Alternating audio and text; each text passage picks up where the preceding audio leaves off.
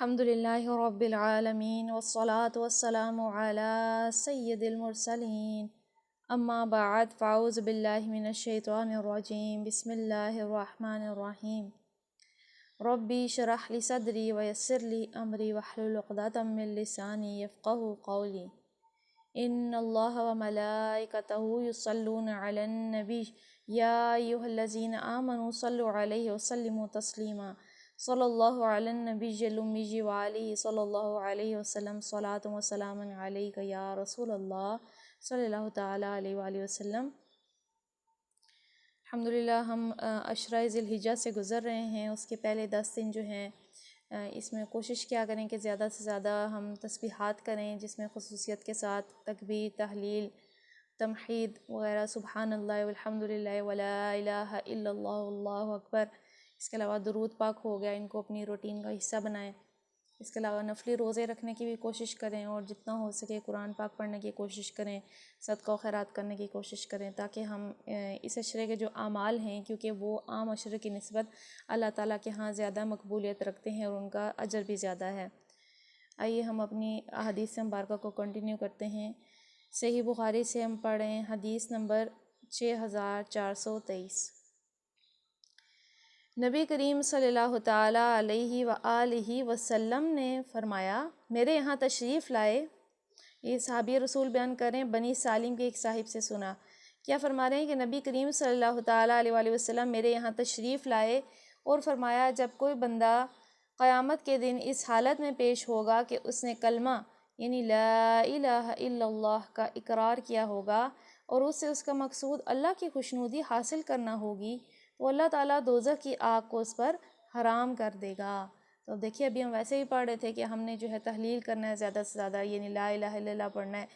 تو اب اس کی فضیلت بھی آ گئی کہ جب کوئی شخص یہ کلمہ پڑھتا ہے، اس کا اقرار کرتا ہے، یعنی دل سے وہ مانتا ہے اس چیز کو کہ اللہ کے سوا کوئی عبادت کے لائق نہیں ہے، کسی کی بھی ایسی حیثیت نہیں ہے کہ وہ عبادت کے لائق ہو سکے سوائے اللہ کے، اور وہ اس سے کیا چاہتا ہوگا، اس کلمے سے اس کی مرضی ہوگی کہ اللہ کی رضامندی حاصل کرے، تو اللہ دوزخ کی آگ کو اس پہ حرام کر دے گا۔ اللہ ان خوش قسمت لوگوں میں ہمیں بھی شامل فرمائے۔ صحیح بخاری حدیث نمبر 6424۔ ابو ہریرہ رضی اللہ تعالیٰ عنہ نے فرمایا کہ نبی کریم صلی اللہ تعالیٰ علیہ وآلہ وسلم نے ارشاد فرمایا، اللہ تعالیٰ فرماتا ہے کہ میرے اس مومن بندے کا جس کی میں کوئی عزیز چیز اٹھا لوں، دنیا سے اٹھا لوں، اور وہ اس پر ثواب کی نیت سے صبر کر لے، تو اس کا بدلہ میرے یہاں جنت کے سوا اور کچھ نہیں۔ اب دیکھیے کہ انسان پہ آزمائشیں تو آتی ہی رہتی ہیں، جان میں، مال میں، اپنے رشتہ داروں میں سے کوئی فوتگی ہو گئی، کسی مال کا نقصان ہو گیا، یا کسی کا اولاد فوت ہو گئی، کچھ بھی ہو سکتا ہے۔ تو اللہ تعالیٰ اس شخص کے بارے میں کیا فرماتا ہے کہ میرا وہ مومن بندہ جس کی میں کوئی عزیز چیز اٹھا لوں۔ عزیز چیز کیا ہے؟ یہی ہمارے مال و دولت ہے، یا رشتے ہو گئے، یا کوئی وہ دنیاوی چیز ہے جو انسان کو عزیز ہے۔ فرمایا اگر میں اس کی عزیز چیز اسے اٹھا لوں اور اس ثواب کی نیت سے صبر کرے، یعنی صبر کرے ثواب کی نیت سے، تو اللہ تعالیٰ اس کو کیا اجر دے گا کہ اس کا اجر جنت کے سوا کچھ نہیں۔ تو دیکھیے کتنی بڑی فضیلت ہے، ایسے موقع پہ ہمیں صبر کرنا چاہیے اور دوسروں کو بھی ترغیب دلانی چاہیے۔ پہلے سے ہی ذہن ہوگا نا کہ کوئی بھی مجھ پہ مصیبت آئی تو میں نے صبر کرنا ہے، تو تب ہم صبر کریں گے، ورنہ ہم صبر نہیں کر سکیں گے۔ تو پہلے سے اپنا مائنڈ سیٹ بنانا ہے کہ مجھ پہ بڑی سی بڑی بھی مصیبت آئی تو میں نے ہر حال میں اللہ کی رضا میں راضی رہنا ہے۔ صحیح بخاری حدیث نمبر 6425۔ مسعود بن مخرمہ رضی اللہ تعالیٰ عنہ نے خبر دی کہ عمرو بن عوف رضی اللہ تعالیٰ عنہ جو بنی عامر بن عدی کے حلیف تھے اور بدر کی لڑائی میں رسول اللہ صلی اللہ تعالیٰ علیہ وسلم کے ساتھ تھے، انہوں نے انہیں خبر دی کہ نبی کریم صلی اللہ تعالیٰ علیہ وآلہ وسلم نے عبیدہ بن الجراح رضی اللہ تعالیٰ عنہ کو بحرین وہاں کا جزیہ لانے کے لیے بھیجا ہے۔ نبی کریم صلی اللہ تعالیٰ علیہ وسلم نے بحرین والوں سے صلح کر لی تھی، اس پر علا بن الحضرمی کو امیر مقرر کیا۔ یعنی کیا تھا کہ یہ صحابی رسول تھے، ان کو رسول اللہ صلی اللہ تعالیٰ علیہ وسلم نے بھیجا تھا بحرین کے، وہاں سے جزیہ لائیں۔ تو ہمیں معلوم ہونا چاہیے کہ جہاں پہ اسلامی سلطنت قائم ہو جائے، وہاں کے جو کفار ہیں جو کہ اپنے دین پر ہی قائم رہنا چاہتے ہیں اور تبدیل نہیں کرنا چاہتے، تو ان سے جزیہ وصول کیا جاتا ہے۔ جب ابو عبیدہ رضی اللہ تعالیٰ عنہ بحرین سے جزیہ کا مال لے کر آئے تو انصار نے ان کے آنے کے متعلق سنا اور صبح کو نماز نبی کریم صلی اللہ تعالیٰ علیہ وسلم کے ساتھ پڑھی، اور جب نبی کریم صلی اللہ تعالیٰ علیہ وسلم انہیں دیکھ کر مسکرائے اور فرمایا میرا خیال تھا کہ ابو عبیدہ کے آنے کے متعلق تم نے سن لیا ہے اور یہ بھی کہ وہ کچھ لے کر آئے ہیں۔ انصار نے عرض کیا جی ہاں یا رسول اللہ صلی اللہ تعالیٰ علیہ وسلم۔ نبی کریم صلی اللہ تعالیٰ علیہ وسلم نے فرمایا کہ جب تمہیں خوشخبری ہو تم اس کی امید رکھو جو تمہیں خوش کر دے۔ اللہ کی قسم فقر و محتاجی وہ چیز نہیں ہے جس سے میں تمہارے متعلق ڈرتا ہوں، بلکہ میں تو اس سے ڈرتا ہوں کہ دنیا تم پر بھی اس طرح کشادہ کر دی جائے جس طرح ان لوگوں پر کر دی گئی ہے جو تم سے پہلے تھے، اور تم بھی اس کے لیے ایک دوسرے سے آگے بڑھنے کی اس طرح کوشش کرو جس طرح وہ کرتے تھے، اور تمہیں بھی اسی طرح غافل کر دے گی جس طرح ان کو غافل کیا تھا۔ تو آج دیکھیے آج ہماری حالت اسی سے ملتی جلتی ہے، یعنی آپ کیا تھا کہ وہ صحابی رسول تھے، جزیہ لینے گئے تھے، لیکن لوگ جو ہے ان کے انتظار میں بیٹھے نہیں جو صحابہ تھے، بلکہ وہ نبی کریم صلی اللہ تعالیٰ علیہ وسلم کے پاس آ گئے، نماز پڑھنے آ گئے، تو رسول اللہ انہیں دیکھ کر مسکرائے اور فرمایا کہ مجھے تو لگ رہا تھا کہ شاید تمہیں معلوم تو ہے کہ وہ مال دنیا لینے گئے ہوئے ہیں، ظاہر ہے جزیہ مال دنیا ہی ہے، تو اب میں تمہارے متعلق اسی پر ڈرتا ہوں۔ یعنی کہ اب ظاہر صحابہ کا تو ایسا معاملہ نہیں تھا، صحابہ تو دیکھیے کہ مال آ رہا تھا وہ چھوڑ کے نماز پڑھنے چلے گئے۔ دراصل یہ الفاظ آج کے مسلمان کے بارے میں، ہمارے بارے میں کہ کیا فرمایا میں تم سے محتاجی سے نہیں ڈرتا، میں سے نہیں ڈرتا کہ تم پہ بھوک آ جائے، تم پہ فقر آ جائے۔ دیکھیے ہم آج دیکھیں اپنے حال پہ اور کریں، ہم تو بھوک اور فقر سے ہی ڈرتے ہیں۔ فرمایا میں تو اس سے ڈرتا ہوں کہ دنیا تم پر بہت کشادہ ہو جائے اور تم بھی انہی لوگوں کی طرح جو دنیا پرست ہوتے ہیں، دنیا کی ریس میں لگے ہیں، تم بھی دنیا کے پیچھے لگ پڑو اور دنیا نے جس طرح ان کو غافل کیا تمہیں بھی غافل کر دے۔ آج ایسا ہی حال ہے کہ سارا کچھ معلوم ہوتے ہوئے بھی لیکن ہم مال دنیا میں اور دنیا کے پیچھے جو ہے غافل ہو جاتے ہیں، تو ہمارا حال بھی جو ہے اسی سے ہی کچھ ملتا جلتا ہے۔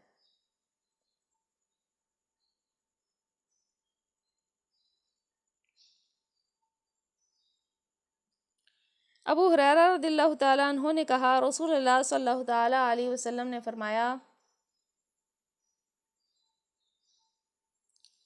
رسول اللہ صلی اللہ تعالیٰ علیہ وسلم نے باہر تشریف لائے اور جنگ احد کے شہیدوں کے لیے اس طرح نماز پڑھی جس طرح مردہ پر نماز پڑھی جاتی ہے۔ پھر آپ صلی اللہ تعالیٰ علیہ وسلم ممبر پر تشریف لائے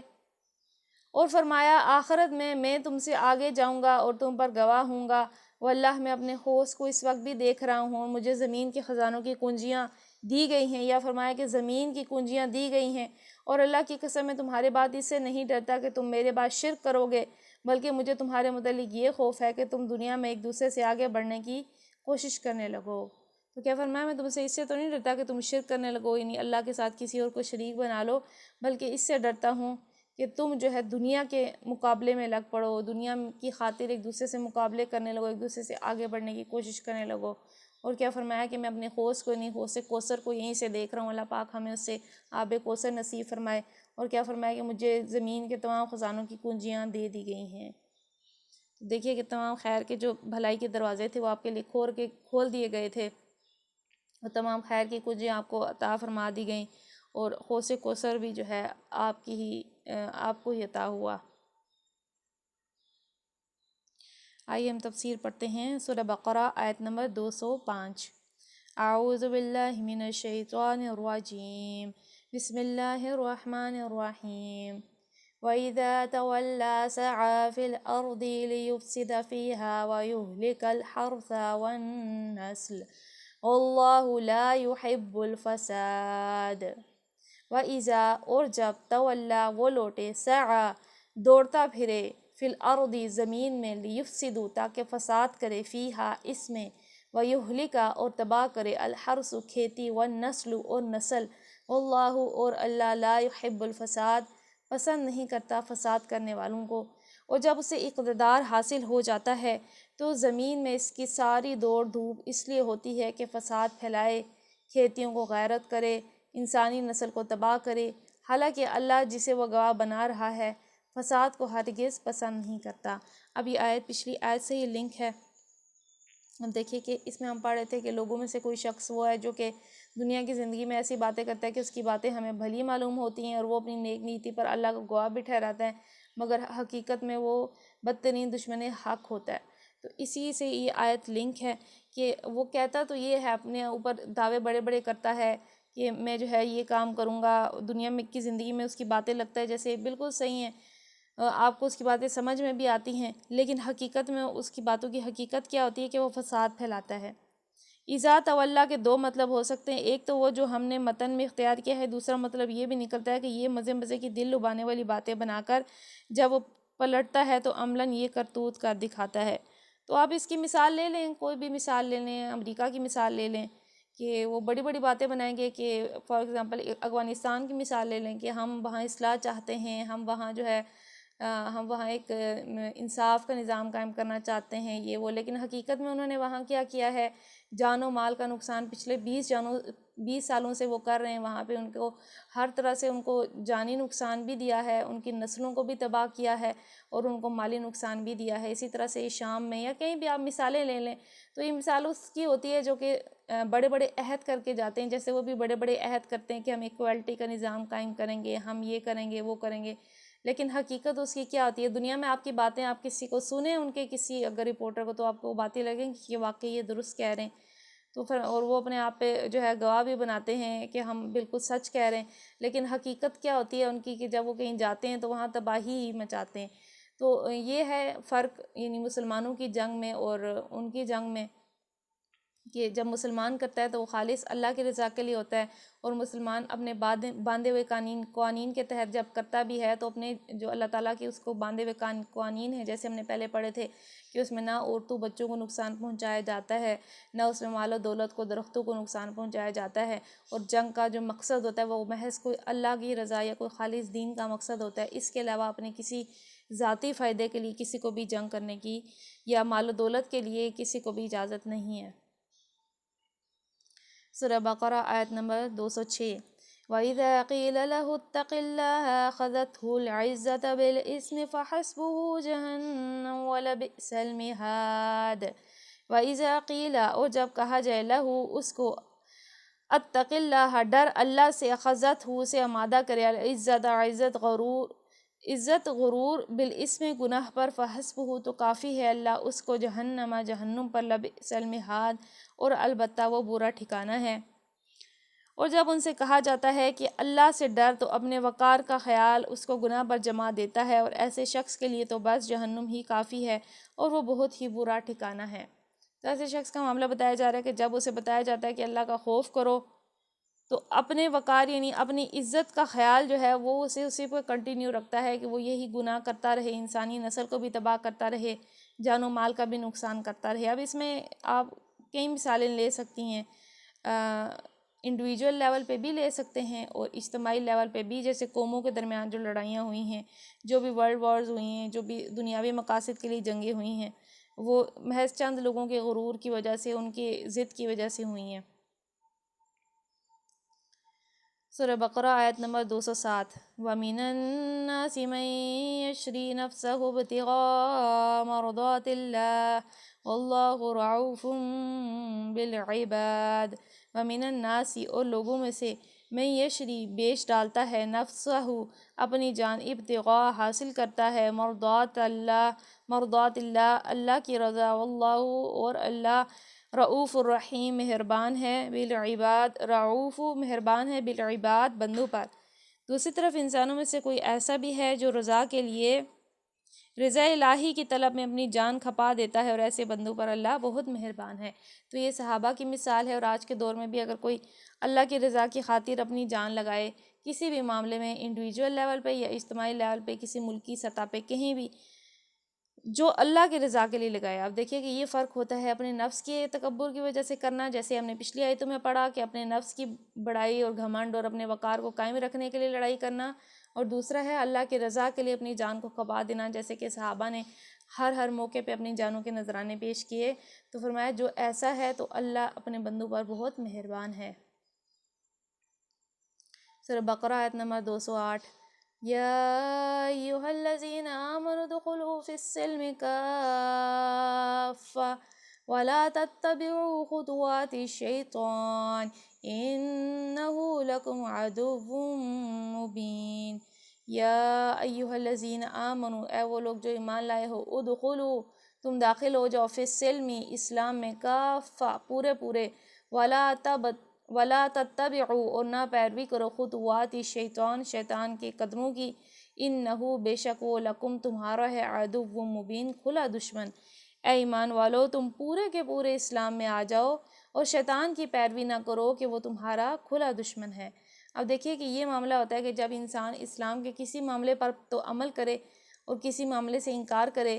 تو کیا ہے، پھر وہ شیطان کا رستہ اس کے لیے کوئی نہ کوئی کھلا رہتا ہے۔ تو کیا فرمایا جا رہا ہے کہ تم پورے کے پورے اسلام میں آ جاؤ، یعنی کسی استثناء کے بغیر اپنی پوری زندگی کو اسلام کے تحت لے آؤ۔ تمہارے خیالات، تمہارے نظریات، تمہارے علوم، تمہارے طور طریقے، تمہارے معاملات، تمہاری صحیح و عمل کے رستے، سب کے سب بالکل تابع اسلام ہوں۔ ایسا نہ ہو کہ تم اپنی زندگی کو مختلف حصوں میں تقسیم کر کے بعض حصوں میں اسلام کی پیروی کرو اور بعض حصوں کو اس کی پیروی سے مستثنیٰ کر دو۔ تو آج معاملہ یہی ہے کہ اللہ کی یاد تو بس مسجدوں تک ہی ہے، مسجدوں سے باہر نکلے تو خدا کہاں اور میں کہاں۔ تو یہی معاملہ انڈیویجول لیول پہ بھی ہے کہ ہم ویسے مسجدوں میں اللہ کو پکارتے ہیں، نماز میں اللہ سے ہدایت مانگتے ہیں، لیکن اس کے بعد ہم کس راستے پہ چلتے ہیں۔ اور اجتماعی لیول پہ آپ دیکھیں تو مسجدوں میں تو اللہ کو سجدہ کیا، لیکن ایوان میں آ کے آپ نے کسی اور سسٹم کو سجدہ کیا، اللہ کا وہاں پہ اللہ کے قرآن کو پڑھا، اور اس کا جب نظام کو قائم کرنے کی باری آئی تو وہاں پہ آپ نے کسی اور دنیاوی نظام کو اس کی جگہ قائم کیا۔ تو یہ تمام اس کی مثالیں ہیں کہ ہم کہتے ہیں کہ ہم اسلام پہ چلتے ہیں یا ہم ایک اسلامی ملک میں، لیکن حقیقت اس کی کیا ہے کہ ہم ابھی پوری طرح دین میں داخل ہی نہیں ہوئے ہیں، نہ انڈیویجول لیول پہ نہ اجتماعی لیول پہ۔ انڈیویجول لیول پہ بھی ہماری منافقت ایسی ہی ہوتی ہے کہ ہم نماز میں پڑھ لیتے ہیں اور ہم اور کچھ دو چار عمل جتنا ہمیں نفس کے مطابق صحیح لگتا ہے عمل کر رہے ہوتے ہیں، لیکن کئی سارے معاملوں میں ہم نافرمانیاں کر رہے ہوتے ہیں، حالانکہ ہمیں پتہ ہے۔ اب مثال دیتی ہوں، فار ایگزامپل پردے کا جیسے حکم ہے، اب اس میں ہمارا کدھر تک عمل ہوتا ہے، یا مطلب ہو سکتا ہے کسی حد تک ہو، لیکن ہم نے اپنی ایک حد مقرر کی ہوئی ہے کہ بس اس سے آگے نہیں جانا یا بس اتنا کافی ہے، یا اور بھی کوئی معاملہ آپ اپنی زندگی کا لے لیں کہ ہم یعنی کتنے اس پہ اسلام پہ عمل پیرا ہوتے ہیں، تو اس سے ہم اپنی یعنی مثال لے سکتے ہیں کہ کیا ہم پورے پورے اسلام میں داخل ہوئے ہیں یا ہم بس تھوڑے سے کنارے پہ کھڑے ہوئے ہیں کہ بس جتنا صحیح ہے، مجھے صحیح ہے یا میری فیملی کے مطابق صحیح ہے، اتنا میں عمل کر لوں۔ تو یہ ہم نے اپنے اوپر خود نوٹس کرنا ہے کہ ہم کتنا اسلام پہ آتے ہیں۔ اللہ تو فرما رہا ہے کہ پورے پورے اسلام میں آ جاؤ، یعنی پورے مکمل اپنے آپ کو سبمٹ یور ول، پورا اپنی جو مرضی ہے وہ اللہ کے آگے جھکا دو اور شیطان کی پیروی نہ کرو۔ تو انڈیویجول لیول پہ تو ہم کم از کم کر سکتے ہیں، اس کے بعد اجتماعی لیول آتا ہے تو اس پہ ہمیں کوشش کرنی ہے ایک ایسے نظام کی جس میں اللہ کا جو نظام ہے وہ سب سے اوپر ہو، اللہ کی شریعت ہو۔ تو ایسا نظام اگر کوئی اس کے لیے کوشش کر رہا ہے تو ہم نے ان کا ساتھ دینا ہے اس میں، تاکہ ہمارا جو نظام ہے اجتماعی لیول پہ بھی ہم خود کو مسلمان کہہ سکیں۔ آیت نمبر 209، فَإِن زَلَلْتُم مِّن بَعْدِ مَا جَاءَتْكُمُ الْبَيِّنَاتُ فَاعْلَمُوا أَنَّ اللَّهَ عَزِيزٌ حَكِيمٌ۔ فَإِن، پھر اگر تم ڈگمگا گئے، من بعد اس کے جو جو جاءتکم تمہارے پاس آئے، البینات واضح احکام، فاعلموا تو جان لو، ان اللہ بے شک اللہ عزیز حکیم غالب ہے، حکمت والا ہے۔ جو صاف صاف ہدایت تمہارے پاس آ چکی ہیں، یا ان کو پا لینے کے بعد بھی تم نے لغزش کھائی، تو جان رکھو کہ اللہ سب پر غالب اور حکیم و دانا ہے، یعنی وہ زبردست طاقت بھی رکھتا ہے اور یہ بھی جانتا ہے کہ اپنے مجرموں کو سزا کس طرح دینی ہے۔ یعنی یہ بتایا گیا کہ سب سے پہلے اللہ تعالیٰ حکم فرما رہے ہیں کہ پورے پورے اسلام میں آ جاؤ۔ دیکھیے پورا آنا وہ ہے جیسے صحابہ ہے، جب اسلام کی باری آئی تو انہوں نے اپنے جان و مال، گھر بار سب یعنی لٹا کر وہ اسلام کی طرف آئے اور انہوں نے ایک اسلامی نظام قائم کیا، اسلامی سلطنت قائم کی، اور وہ پورے جو ہے جھک گئے اسلامی نظام کے آگے۔ تو فرمایا جا رہا ہے پورے پورے آ جاؤ، اور اب جو واضح احکام تمہارے پاس آ چکے ہیں، واضح احکام، کوئی بھی مثال لے لیں، فار ایگزامپل زکوٰۃ کا لے لیں، واضح احکام ہے، اس کے باوجود کتنے لوگ ادا کرتے ہیں، یا کتنے لوگ اپنے معاملے پہ غور و فکر کرتے ہیں، اس بارے میں علم حاصل کرتے ہیں کہ آیا ہم پہ کہیں یہ فرض تو نہیں ہے، یا قربانی دیکھ لیں کہ واجب ہے، کتنے لوگوں نے غور و فکر کیا ہے کہ آیا مجھ پہ قربانی تو نہیں واجب بنتی۔ تو بتایا جا رہا ہے کہ اگر تمہارے پاس، ہم نے تو واضح واضح احکام دے دیے ہیں، دیکھیں قرآن و حدیث میں کلیئرلی پوری شریعت بتا دی گئی ہے، اب بتایا گیا اس کے بعد بھی اگر تم جو ہے حق سے پھرتے ہو تو پھر جان لو کہ اللہ غالب ہے، اگر تم آج بچ بھی گئے تو ایک دن تو تمہاری پکڑ ہونی ہونی ہے۔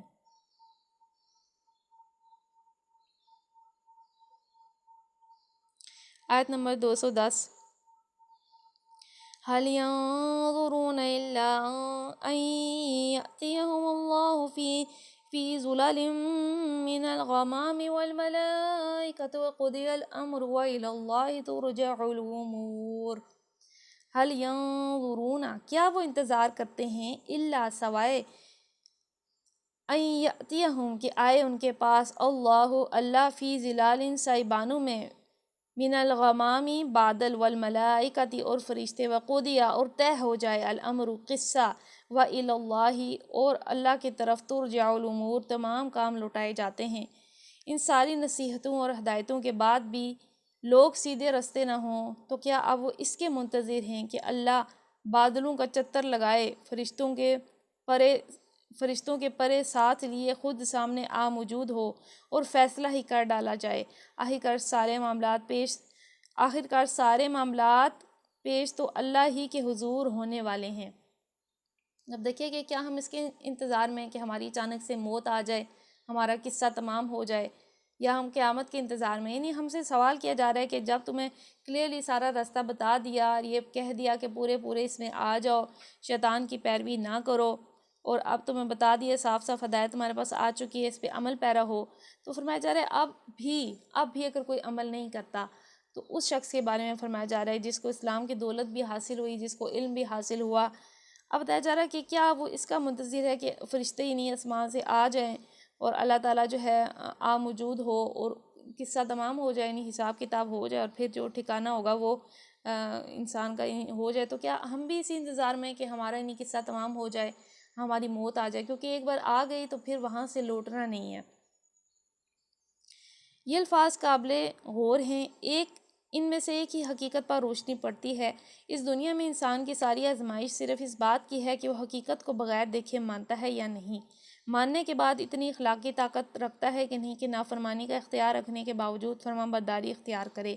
یعنی اب کیا ہے کہ اگر فرشتے آ گئے سامنے، خدا آ گیا، تو پھر ہمارا کیا ایمان کا ٹیسٹ کیا ہوگا؟ دنیا میں جو ٹیسٹ ہے وہ سارا ہے ہی یہ کہ ہم غیب پہ یقین رکھیں، خدا برحق، اس کے کتابیں برحق، اس کے فرشتے برحق، اس نے جو جنت دوزخ بنائی ہے وہ برحق ہیں، جن نبیوں کو اس نے ہر دور میں کتابیں دے کر بھیجا وہ برحق ہیں، یہی تو ٹیسٹ ہے۔ چنانچہ اللہ تعالیٰ نے انبیاء کی بعثت میں، کتابوں کی تنزیل میں، حتیٰ کہ معجزات تک میں